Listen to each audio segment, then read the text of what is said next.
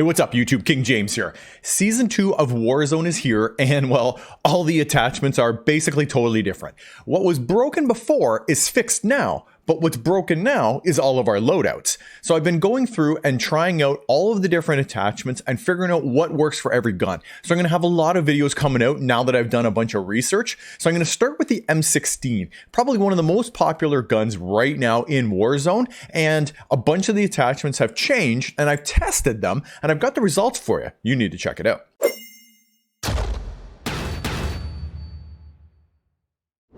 So the M16 has been one of my favorite guns for a while. If you watched my original M16 build, I picked one up off the ground the very first time, and I'd never used it before, from a guy's loadout, and I got a bunch of kills with it. And it was right then when I realized, man, this is actually a pretty dope gun. I think I want to actually build and use this. And since then, it's really become one of the major meta weapons in the game, and for good reason. The thing hits hard at pretty well all ranges, and it's very stable.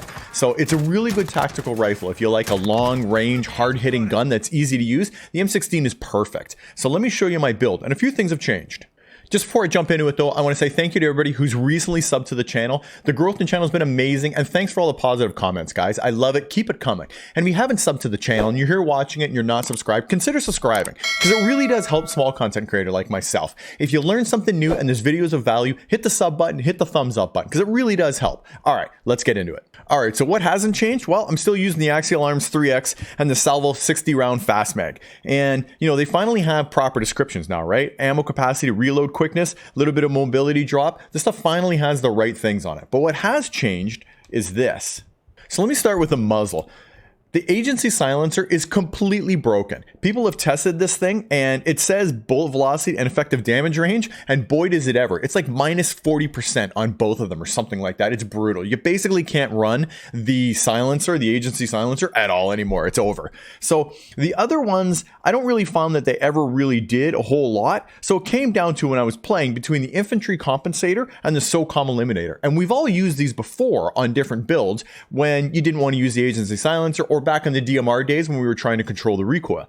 So I tried both the infantry compensator and the SOCOM eliminator. Let me show you the video on those two real quick. So this is the infantry on the left and the SOCOM on the right. And what I was doing was just doing a quick 3-round burst and then moving over and doing another one. And then I ran up and had a quick look at the spread. And what I found on the spread, is it stops here, is the spread here on the infantry was just a tiny bit further. It had a little bit more vertical recoil, which is the thing on the M16, because it's a burst weapon. You want to keep that really tight. And I found the SOCOM was a little tighter than these ones, and it felt a little smoother to use. Now, it doesn't look like much here, but go give it a try for yourself. And what I found when I was actually using it is, at range, when you're shooting at a guy that's 100, 150 meters away, that tiny little bit of difference actually turns into a really big difference over distance. So I went the SOCOM eliminator, and I think maybe what I was feeling was the aiming stability. It talks about right here. That's just where it, stops the sway while you're using it. I think I sort of found and felt that when I was using it. And I found that the vertical recoil control on them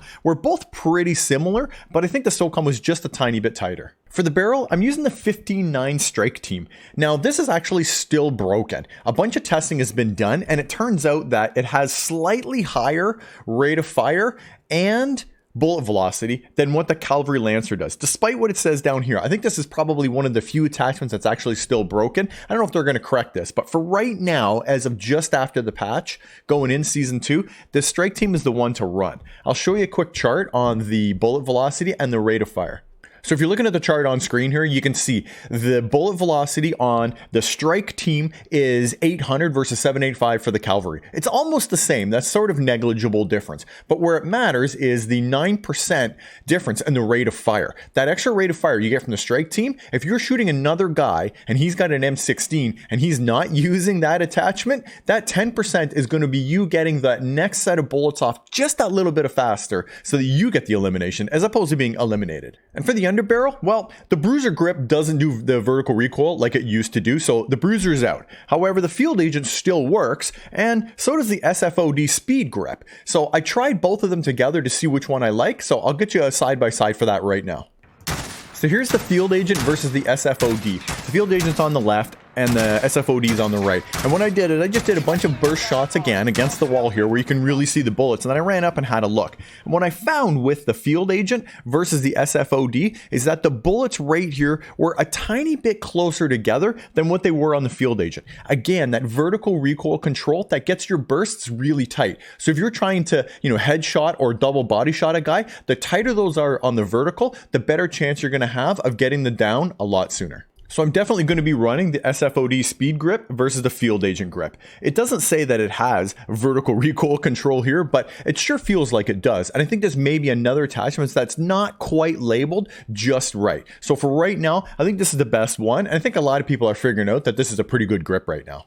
All right, guys, that's my M16 build. Give it a shot. Let me know what you think in the comment section down below. Have you been using another attachment that's real successful?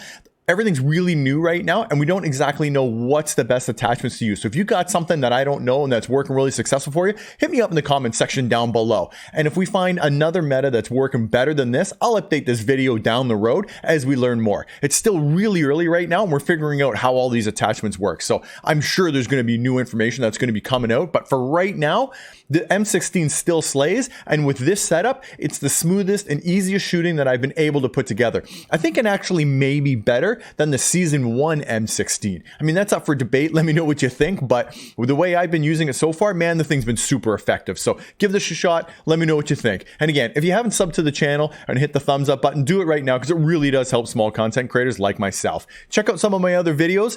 And as always, if you don't see me in Warzone, if you don't see me in multiplayer, it's only a matter of time, baby. King James out.